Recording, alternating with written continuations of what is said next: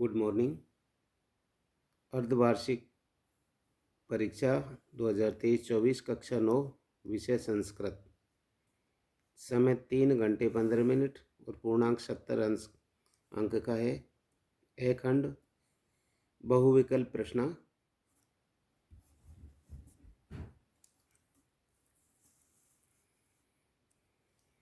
प्रश्न 1।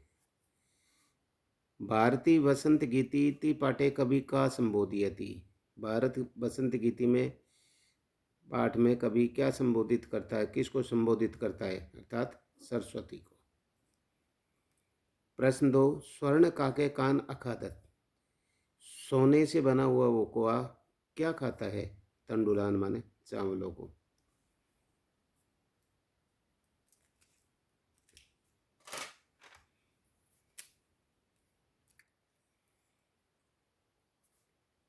नंदिन्या पाद प्रहारे के रक्त रंजित अवत। नंदिनी के पैरों के प्रहार से कौन रक्त रंजित हो गया था, चंदन। प्रश्न 4। यत्नेन किम रक्षति रक्षित। प्रथम यत्न से क्या रक्षित होना चाहिए, क्या रक्षा होती है,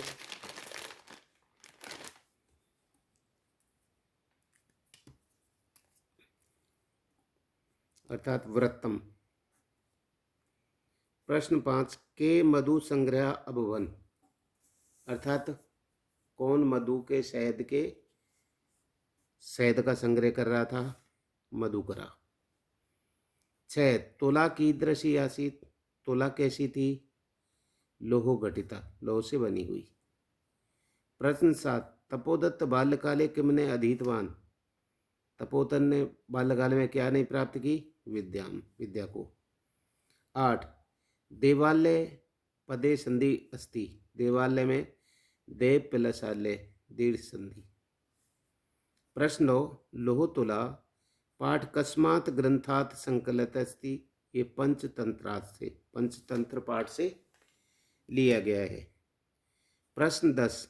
सिकता सेतु पाठ से लेखक के, इसके पाठ के लेखक हैं सोमदेव।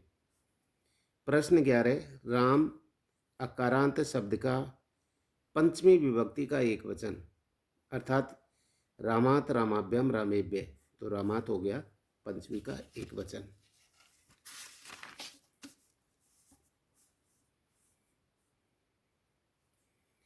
रिक्त स्थानों की पूर्ति कीजिए। गुना गुणज्ञेषु गुणा भवन्ति, अर्थात गुण गुणवानों में पहुंच करके गुण हो जाते हैं, और वही गुण यदि निर्गुण में चले जाएं तो वो गुणहीन में चले जाएं तो निर्गुण हो जाते हैं।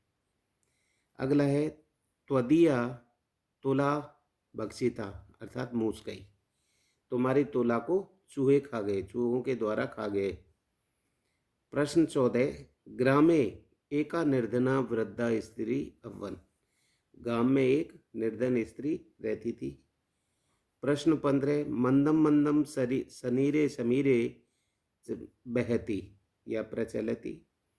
मंद मंद हवा चल रही है। राम शब्द का तृतीया का एक वचन रामेण हो जाएगा, रामेण रामाभ्यम रामई। प्रश्न 17। पाठ पट धातु की लट लकार का प्रथम पुरुष का बहुवचन, तो ये हो जाएगा प्रथम पुरुष का बहुवचन पठती पठते पठंती। तो पठती हो गया एक वचन, पठते हो गया द्विवचन और पठंती हो गया बहुवचन। प्रश्न 18। माता काम आदिशत। माता ने किसको आदेश दिया, पुत्री को। प्रश्न 19। लोभाविष्टा बालिका कीदृशी मंजूना ने थी। लोभ से आकृष्ट उस लड़की ने कौन सी मंजूषा ले जाना चाहा, बृहत्तमा, बड़ी से बड़ी। कहानी चंदन से जिव्या लोलुपताम वर्धते, इसमें क्या आपकी चंदन की जिव्या लोलुपता बढ़ रही थी, किसको देख करके, अर्थात मोदकानी, लड्डुओं को देख करके। कुत्र दरिद्रता ने भवेत, कहाँ दरिद्रता कंजूसी नहीं करनी चाहिए, वचनों में। चटके कस्य शाखाया नीडम रचती। चटक माने चिड़िया किसकी शाखा पर, टहनी पर अपना घोंसला बना रही थी, वट वृक्ष से, बरगद के पेड़ के ऊपर। बालके कीदृशे श्वान पश्यति। बालक ने कैसे कुत्ते को देखा पलायमान है, जाते हुए, या कुत्ते को देखा भागते हुए को। कभी काम वादी तुम वाणी प्रार्थयति, काम माने किसको, कभी किसको बना, हाँ, बजाने के लिए कहता है, वीणाम, वीणा को। प्रश्न 25, मार्ग भ्रांत है, संध्या कुत्र उपेती, कहाँ बैठी हुई थी, घर में। 26, वित्त क्षीणम कीदृश भवति, वित्त के नष्ट होने पर क्या हो जाता है, अक्षीण हो जाता है। 27, सरोवराणाम हानि कदा भवति, सरोवरों की हानि कब होती है, जब हंस नहीं रहते हैं। कै तंत्रालु भवति, बाल है, बालक।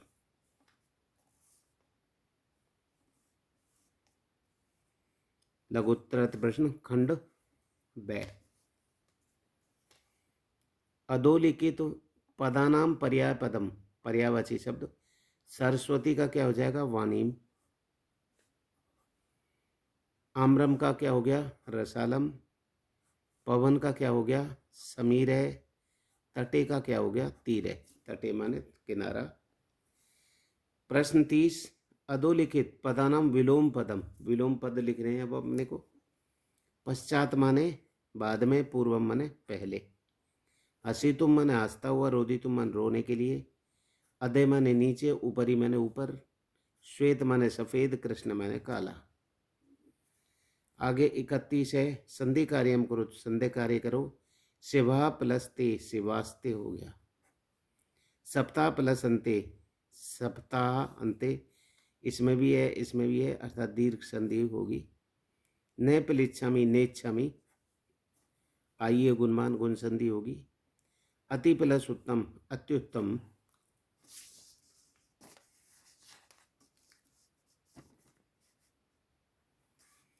प्रश्न 32, अधोलिखिता नाम वाक्यानि लोट लकारे परिवर्तित, लोट लकार में बदलना है।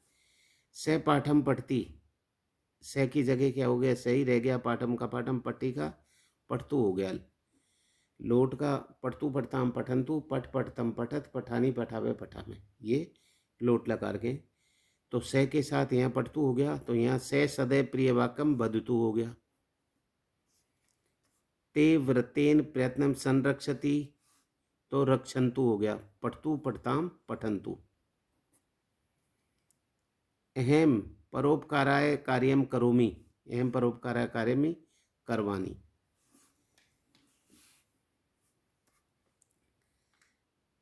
तैतीस प्रश्न, प्रकृति प्रत्यय और संयोग कुरुत, विलो, वी प्लस लो प्लस लेप, तो इसका हो जाएगा विलोक्य।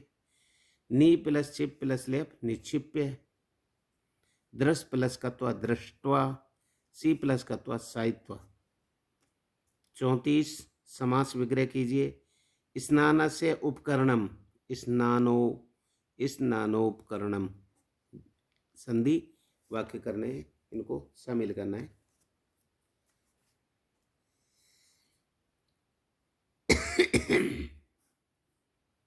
गिरि गुहाम, गिरि प्लस गुहाम, तो गिरि गुहायाम हो गया।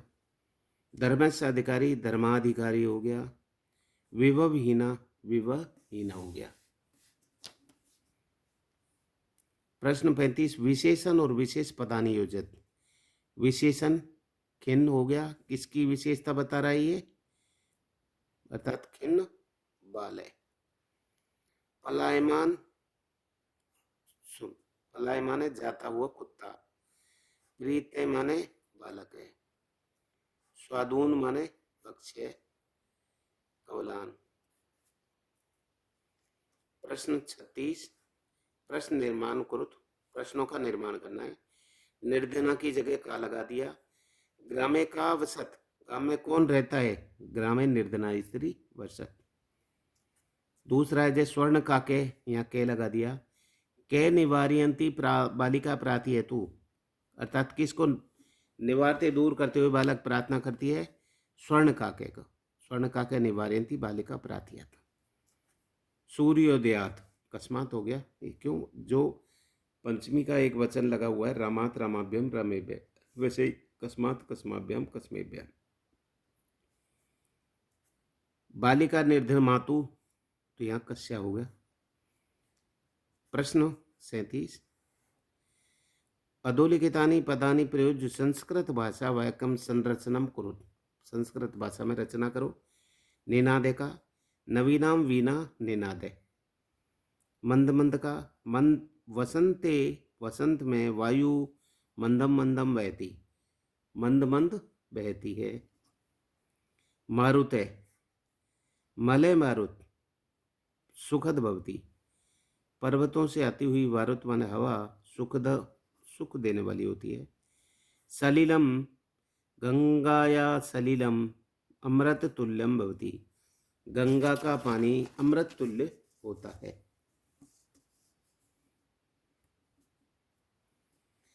प्रश्न 38, अधोलिखित पदानि पंचमी विभक्ति प्रयोगम। इसमें सभी में पंचमी विभक्ति। ग्राम का क्या हो गया, ग्रामात हो गया। पर्वत का पर्वतात हो गया। सिंह का सिंहात हो गया। और क्लेश का क्लेशात हो गया। इस टाइप से इनको पंचमी विभक्ति लगानी है इनमें सभी में। प्रश्न 39, स्व पाठ्य पुस्तकात श्लोक द्वयम लिखत यदस्मिन् प्रश्न पत्र ने स्यात्। अपने प्रश्न पत्र में नहीं आई हूँ ऐसे 2 शब्द श्लोक लिखो। 3 नंबर के आते हैं आपके। अर्धवार्षिक में भी आए, आगे वार्षिक में भी आएंगे। इसी प्रकार 10th के अर्धवार्षिक में भी आएंगे, 10th के बोर्ड में भी आएंगे। तो आप पाठ के पहले ही श्लोक 4 श्लोक कर लें, क्यों 2 आ भी गए तो 2 आपके पास बच जाएंगे, ध्यान रखें। अगला है अपना अधोलिखित श्लोक से आशय हिंदी भाषा या लिखित। इनका आशय हिंदी भाषा में लिखो। जैसे है प्रिय वाक्य प्रधान सर्वे तुष्यंती जंतव्य, अर्थात इसमें कहा गया है इस संसार में तस्मात् तदेव वक्तव्यम वचने का दरिद्रता। अर्थात प्रिय प्रधान प्रिय बोलने पर सर्वे तुष्यंती जंतव्य, जंतमान जंतु, सर्वेमान सभी तुष्यंती वन संतुष्ट होते हैं। अर्थात इस संसार में मधुर वचन बोलने से सभी प्राणी प्रसन्न रहते हैं। अर्थात प्राणी मात्र को प्रिय वचनों से अनुकूल रखा जा सकता है। तस्मात् तदेव वक्तव्यम वचने का दरिद्रता, तब तो प्रत्येक को प्रिय वचन बोलने चाहिए, क्योंकि प्रिय वाक्य बोलने में कोई दरिद्रता नहीं आती, गरीबी नहीं आती। जैसे प्रश्न दूसरा है स्वीरुत्याम धर्म सर्वस्वम श्रुत्वा सेवा वर्धीयताम आत्मने प्रतिकूलानि परेशान समाचारित। पहले इसका प्रसंग दोनों का एक ही पाठ में से है, अर्थात हमारी पाठ पुस्तक सेमुषी प्रथमो भाग के सूक्ति मौक्तिक्यम नामक पाठ से संकलित है। ये श्लोक महात्मा विदुर रचित विदुर नीति नामक नीति से लिया गया है। ये आप इनको ये बोल सकते हैं कि श्रूयताम धर्मस्य श्रुत्वा च वर्ध्यताम। मानव को धर्म का सार सुनना चाहिए। धर्मस्य सर्वस्य माने धर्म का, श्रूयता मान सुनना चाहिए। मानव को धर्म का सार सुनना चाहिए। और श्रुत्वा च वर्ध्यताम, और उसे सुन करके मन में धारण करना चाहिए। वर्धताम धारयाताम माने धारण करना चाहिए। तथा स्वयं के आत्मन प्रतिकूलानि परेशान ने समा। आत्मने मन अपने आप के प्रतिकूल, परेशान माने दूसरों के ने मन नहीं, समाचरित मन आचरण करना चाहिए। कहने का मतलब अर्थात स्वयं के प्रति प्रतिकूल आचरण दूसरों के प्रति नहीं करना चाहिए। अर्थात जो व्यवहार तथा कार्य हमें स्वयं को प्रिय अच्छे नहीं लगता, वे व्यवहार हमें दूसरों के साथ नहीं करना चाहिए। ये इनके 3 नंबर के हो गए। अगला है अपना बालक शब्द का अकारांत का रूप लिखना है। बालक के आपने रूप कर रखे हैं तो ठीक है, नहीं तो इस टाइप से हैं। बालक शब्द के बालके शब्द से अकारांत रूपम लिखत। बालके बालको बालका, बालकम बालको बालकान, बालकेन बालकाभ्याम बालकई, बालकाय बालकाभ्याम बालकेभ्य, बालकात बालकाभ्याम बालकेभ्य, बालकस्य बालकेयो बालकानाम, बालके बालकेयो बालकेषु। इस टाइप से आपको अकारांत के इसके पीछे ए की मात्रा है, अर्थात तो ए जैसे जिन जिन के पीछे ए आता है, जैसे राम है इसके पीछे आ गया, कमल है, सोहन है, जिनके पीछे एक ही ध्वनि आ रही है उन सभी के रूप राम की तरह बनेंगे। सोहन है, मदन है, धवल है, कमल है, चरण है, जिनके भी है नाम है उन सब के साथ में इस प्रकार से। अगला है अपना भवान् आप राजकीय उच्च माध्यमिक विद्यालय खियरा नगरस्य 9व्यां कक्षायां छात्र हरीश अस्ति। आप राजकीय उच्च माध्यमिक विद्यालय खियरा नगर की कक्षा 9 के हरीश छात्र हो। अतः भगिनी विवाहम् अस्ति इति, अर्थात भवते आपकी बहन का विवाह है, अतः स्व प्रधानाचार्य दिन द्वयस्य अवकाशार्थम प्रार्थना पत्रम लिखत। अपने प्रधानाध्यापक को 2 दिन का प्रार्थना पत्र लिखें। अब आप संस्कृत में प्रार्थना पत्र एक इस टाइप से आप याद ही कर लें, जैसे कि एक, अब इसी को देख लें, ये मैं लिखा है, जैसे आपको इस टाइप से आप लिखें। सेवायाम, सेवा में, श्रीमन्ते प्रधानाचार्य महोदया राजकीय उच्च माध्यमिक विद्यालय किरियरा नगरम, विषय दिन द्वयस्य अवकाशार्थम प्रार्थना पत्रम।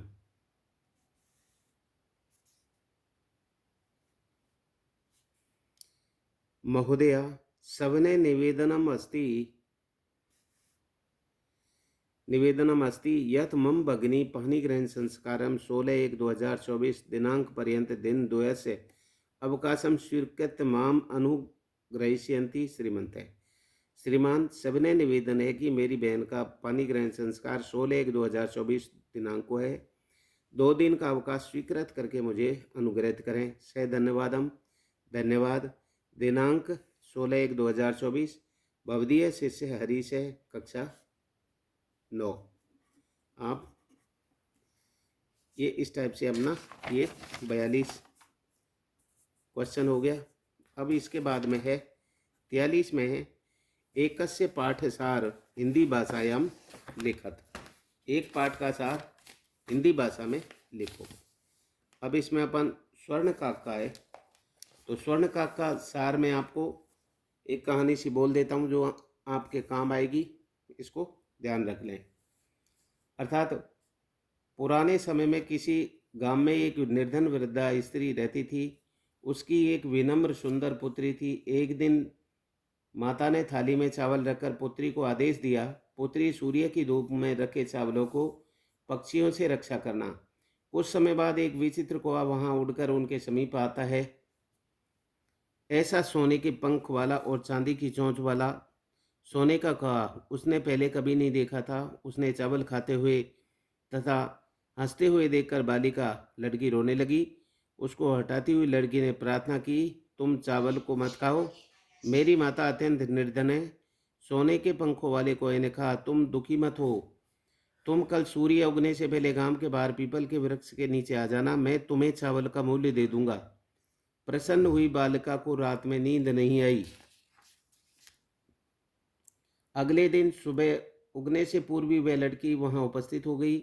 वहां वृक्ष के ऊपर देखकर वह आश्चर्यचकित हो गई, क्योंकि वहां एक सोने का बना महल था। जब कौवा सोकर उठा तब उसने सोने की खिड़की में से बालिका को अत्यंत हर्षपूर्वक कहा, अहो तुम आ गई, ठहरो, मैं अभी तुम्हारे लिए सीढ़ी उतारता हूँ। तुम बताओ, सीढ़ी सोने की हो या चांदी की तथा तांबे की? कन्या बोली, मैं एक निर्धन माता की पुत्री हूँ, तांबे की सीढ़ी से ही आ जाऊंगी। परंतु सोने के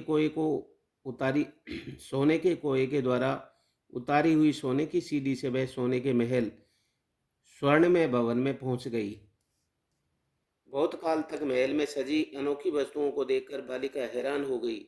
उसको थका हुआ देखकर कौवा बोला, पहले तुम थोड़ा प्रातःकालीन नाश्ता कर लो। बताओ, तुम सोने की थाली में भोजन करोगी या फिर चांदी की थाली में अथवा तांबे की थाली में? बालिका ने कहा, मैं निर्धन तांबे की थाली में ही खा लूंगी। लेकिन तब वह बालिका आश्चर्य से चकित हो गई जब कोई ने उसको सोने की थाली में भोजन परोसा। बालिका ने आज तक ऐसा स्वादिष्ट भोजन नहीं खाया था। कौवा बोला, मैं हे बालिका, मैं चाहता हूँ कि तुम हमेशा यहीं रहो, परंतु घर पर तुम्हारी माता अकेली आते, तुम शीघ्र ही अपने घर चली जाओ। ऐसा कहकर कोई ने कक्ष के कमरे के अंदर से 3 संदूकें निकाल कर उस लड़की को कहा, बालिका, तुम स्वेच्छा से कोई एक संदूक ले लो। बालिका ने सबसे छोटी संदूक लेते हुए कहा, मेरे चावलों का इतना ही मूल्य है। घर पर आकर जब उसने उस संदूक को खोला तो उसमें बहुमूल्य हीरों को देखकर वह अत्यंत प्रसन्न हुई और वह उस दिन से वह धनी हो गई। उसी गांव में एक अन्य लोभी बुढ़िया रहा करती थी। उसके भी एक पुत्री थी। पहली वृद्धा की समृद्धि को देख ईर्ष्यावश उसने सोने के कुएं का रहस्य पता लगा लिया। उसने भी धूप में चावलों को रखकर अपनी पुत्री को रखवाली हेतु लगा दिया। उसी तरह से सोने के पंख वाले कोए ने चावल खाते हुए उसको भी वहां पर बुला लिया।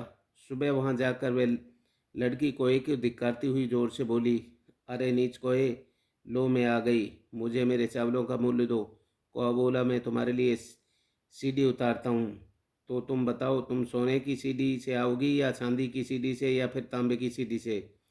गर्भ बड़ी घमंडी युक्त बालिका ने कहा, मैं तो सोने की बनी सीढ़ी से आऊँगी। किंतु सोने के कोए ने उसके लिए तांबे की बनी सीढ़ी ही दी। सोने के कोए ने उसे भोजन के तांबे में बर्तन में कराया। लौटते विदाई के समय सोने के कोए ने कक्ष के कमरे के अंदर से 3 संदूक लाकर उसके सामने रखी। लोभ से परिपूर्ण मन वाली उस लड़की ने उनमें से सबसे बड़ी संदूक ली। घर पर आकर वह लालची लड़की जब संदूक को खोलती है तो उसमें एक भयंकर काले सांप को देखती है। लालची बालिका को लालच का फल मिल गया। उसके पश्चात उसने लोभ बिल्कुल ही त्याग दिया। ये होगी अपने इसकी कौन सी, स्वर्णका की अथवा लोह तुला की जो कहानी है वह मैं आपको बोल देता हूँ, आपके याद हो जाएगी बार बार सुनेंगे तो। लोह तुला, लोहे की तराजू, अर्थात किसी स्थान पर जीर्ण धन नाम का कोई व्यापारी बनिया पुत्र रहता था। धन के नष्ट हो जाने के कारण दूसरे देश में जाने की इच्छा करते हुए उसने सोचा कि जिस देश अथवा स्थान पर अपने पराक्रम द्वारा अत्यधिक ऐश्वर्य का भोग किया हो, उसी स्थान पर जो मनुष्य धनहीन होकर रहता है तो वह अधम नीच मनुष्य माना जाता है। और उसके घर में पूर्वजों द्वारा अर्जित एक लोहे से बनी हुई तराजू थी, और उस तराजू को किसी सेठ के घर में धरोहर के रूप में रखकर वह दूसरे देश में चला गया। इसके बाद बहुत समय तक दूसरे देश में इच्छानुसार भ्रमण करके वह फिर से अपने नगर में आकर सेठ से बोला, हे सेठ जी, मेरी एक धरोहर रूप में रखी गई तराजू दीजिए। वह बोला, अरे वह तराजू तो नहीं है, तुम्हारी तराजू को चूहे खा गए। ऐसा सुनकर के जीर्णधन बोला, हे सेठ जी, तुम्हारा दोष नहीं है। यदि चूहों के द्वारा तराजू को खा लिया गया है तो यह संसार इसी प्रकार का है, यहाँ कुछ भी स्थिर नहीं है। किंतु मैं नदी में स्नान करने के लिए जाऊंगा, इसलिए तुम अपने इस पुत्र धनदेव नाम वाले वाले को मेरे साथ स्नान की सामग्री के साथ भेज दीजिए। वह सेठ अपने पुत्र से बोला, पुत्र, तुम्हारे चाचा स्नान के लिए जाएंगे, इसलिए तुम भी इनके साथ जाओ। इसके बाद वह व्यापारी को पुत्र सामग्री पुत्र स्नान की सामग्री को हाथ में लिए हुए प्रसन्न मन से उस अतिथि के साथ चला गया।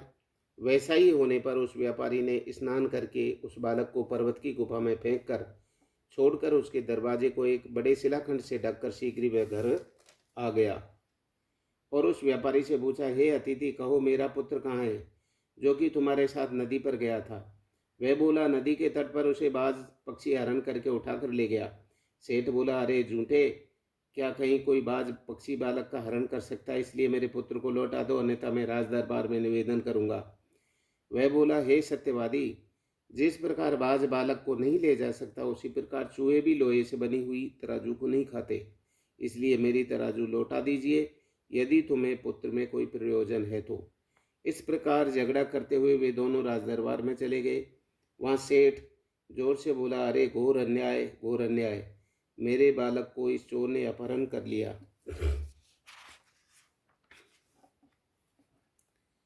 इसके बाद न्यायाधीश ने उस व्यापारी से कहा कि अरे इस सेठ का पुत्र दे दीजिए। वह बोला, मैं क्या करता, मेरे देखते देखते नदी किनारे से बाज उठाकर ले गया। यह सुनकर वो न्यायाधीश बोले, अरे आपने सत्य नहीं कहा, क्या बाज बालक का अपहरण करने में समर्थ होता है? वह बोला, हे सभ्यजनों, मेरी बात सुनिए, जहाँ 1 टन 1000 किलो की लोहे की तराजू को चूहे खा सकते हैं, तो हे राजन, वहाँ पर बाज भी बालक का अपहरण कर सकता है, इसमें कोई संदेह नहीं है। वे बोले, यह कैसे संभव है? इसके बाद उस सेठ ने सभासदों के सामने आरंभ से लेकर संपूर्ण वृत्तांत सुनाया। तब उन न्यायाधीशों ने हंसते हुए उन दोनों को आपस में समझाकर और परस्पर में तुला एवं बालक को प्रदान करके संतुष्ट कर दिया। इस प्रकार ये दोनों आपकी हिंदी भाषा में आप इनको बार बार सुनेंगे, याद हो जाएंगी आपकी। 5-5 3-3 नंबर की आती हैं, थोड़ा ध्यान रखें। प्रश्न 44, अधोलिखित पठित गद्यांश से हिंदी भाषा या सह प्रसंग अनुवाद लिखित। नीचे लिखे गए पठित गद्यांश का हिंदी भाषा में सह प्रसंग अनुवाद लिखो। यह एक हमारे सेमुसी के प्रथम भाग से लिया गया है, अर्थात इसमें किसी भ्रमित बालक के बारे में इसमें कहा गया है। भ्रांते बालक पाठशाला वेलाया घन क्रीडितुम अगच्छत। भ्रांत बालक पाठशाला जाने के विद्यालय जाने के समय खेलने के लिए आता है, किंतु तेन से केलिबी कालम छेपितुम, लेकिन उसके साथ कोई भी उस समय खेलने के लिए नहीं आता। तदा कोअपि ने वह शिशु उपलभ्यमान आसीत, अर्थात उसे खेलने के लिए कोई भी प्राप्त नहीं होता। यत ते सर्वे अपि पूर्व पाठान स्मरता, क्योंकि वे पहले के दिन के पाठ को याद करके विद्यालय गमनाए, विद्यालय जाने के लिए त्वरमाना वन बड़ी शीघ्रता कर रहे थे। तंदालु बाले लज्जया तेषां दृष्टिं पथम परिहरणम एकाकी किमापि उद्यानम प्राविशत। तंद्रालु बालक, वह बालक लज्जा से अपनी दृष्टि नीचे करते हुए और उनसे अपनी नजरें चुराते हुए वह उद्यान की तरफ जाता है। ये नहीं करते हो तो आप इसको कर लेना, 5 नंबर का है, ध्यान रखो। जीर्ण धन अवध, जीर्ण बोला बहुत श्रेष्ठी हो सेठ, नास्ती दोष है, दोष नहीं है। ते यदि मूसक ही भक्षी था, यदि मूसक खा गए। ईदृशम एव अयम संसार है, यह संसार है। न किंचित अत्र शाश्वतम अस्ति, यहाँ कुछ भी शाश्वत नहीं है। परम अहम नद्याम स्नानार्थम गच्छामि, परंतु मैं अब नदी पर स्नान करने के लिए जा रहा हूँ। तत् त्वम आत्मीय एनम शिशु धनदेव, अर्थात तुम अपने पुत्र धनदेव को नमान गया से मया से स्नान उपकरणम हस्त्रम पेश है, अर्थात मेरे साथ में स्नान आदि सामग्री दे करके इनको स्नान करने के लिए भेज दो। इस प्रकार ये अपना 9th क्लास का अपना संस्कृत का जो ये परीक्षा हुई थी अर्धवार्षिक, उसका ये पेपर अभी आपको हल कराया। सभी इसको लाइक करें, शेयर करें, सब्सक्राइब करें। धन्यवाद।